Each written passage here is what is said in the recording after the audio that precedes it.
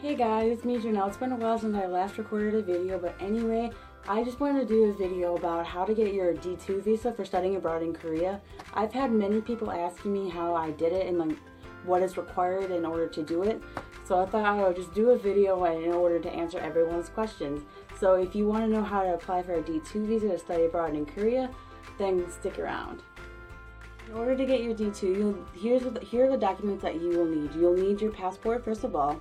You'll need the visa application, which is 45 pages long. You will need the certificate of admission from the university in Korea.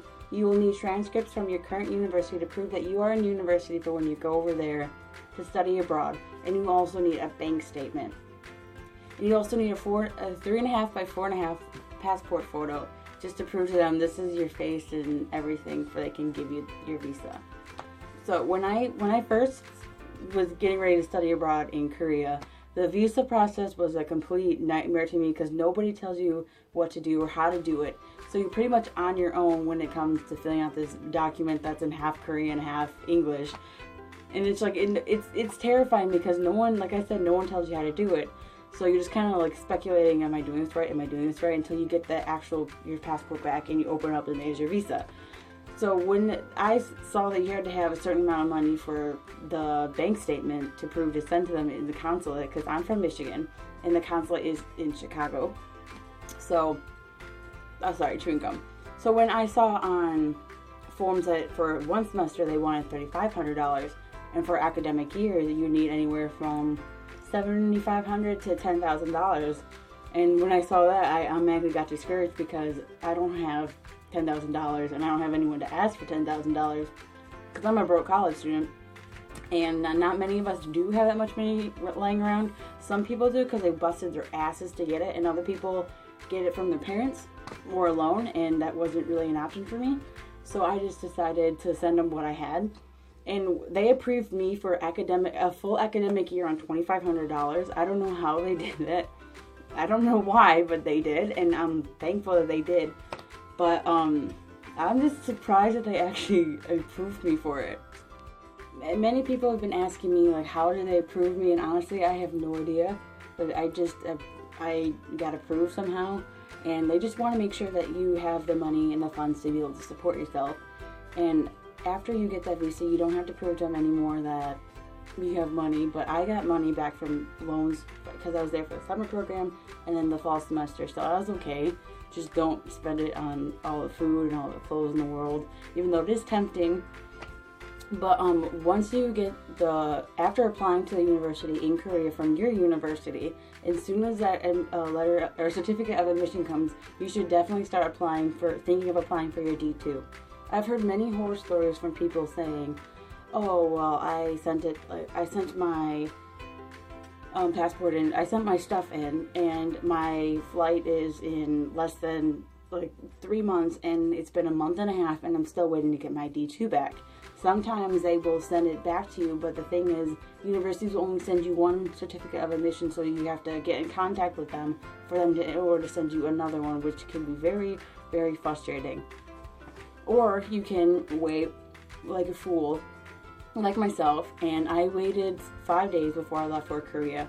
I sent my passport in, I believe, on Thursday, and I got it Monday, right before I left, and I left the next day, Tuesday. And I don't recommend doing that only because you never know what's going to happen, especially if there's hiccups or if they have an issue with your application or something went wrong.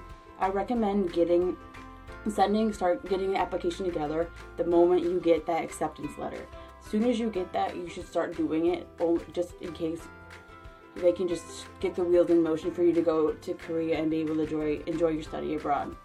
It is the most frustrating part of the whole application process, even though you thought, well, I'm waiting to hear back from Yonsei, or I'm hearing back from Yongjide, or SNU, but it is terrifying just for this consulate to be like, yes or no, and send it back to you. When you do send the application, you're supposed to send a priority for, it can get it in 2 days, and then after they're done, you're supposed to put the priority mail inside the priority, so they can send it back to you priority, for you can get it like that. But when it comes to it, I can't stress it enough that you should just send it as soon as you get it, because you don't want any hiccups, and you don't want to wait like to do it like 2 weeks before you leave, because you never know what's going to happen. Even though I got very lucky, sometimes that's not the case. Sometimes it takes 2 days, sometimes it takes 3.5 months. It just depends on the consulate and where you're from. But anyway, even though like you hear those horror stories, don't let it get you down or discourage you from trying to study abroad in Korea, because it is the best experience of your entire, the best experience that you will ever get, honestly. And I can't stress that enough. It is frustrating and it's stressful and you feel like no one's listening to you, but once it's done, just relax and you'll be flying to the land of the East and the rising sun. And you'll be able to listen to all the K-pop because it's everywhere. Except they do play Maroon 5, Justin Bieber, and Sam Smith all the time. And it's eventually just like, ugh, it's Korea, what do you expect? Especially in Hongdae. But anyway, once you have the application down, and once you send them your passport, the application, the passport picture, the acceptance letter, transcripts, once they have everything, it's done. And when it comes to the bank statement, don't sweat it too much. As long as you have over $1,500, you should be fine. And it's done, it's done. Don't sweat it. And I haven't heard anyone like have feedback from them, because it's all just been smooth. And like not even a week and a half later, you'll get your passport back and you'll be able to go off to Korea and make the best memories of your life and listen to K-pop and movies and learn the language, love the food. Everyone's eye candy. Literally everyone is eye candy because everyone's just so attractive. And you'll get immersed in the culture so quick. It's just beautiful. But anyway, I just want to thank you guys for watching this video, and I hope it helped. If you have any questions, just leave them in the comments section below. And I will see you guys next time. Annyeong.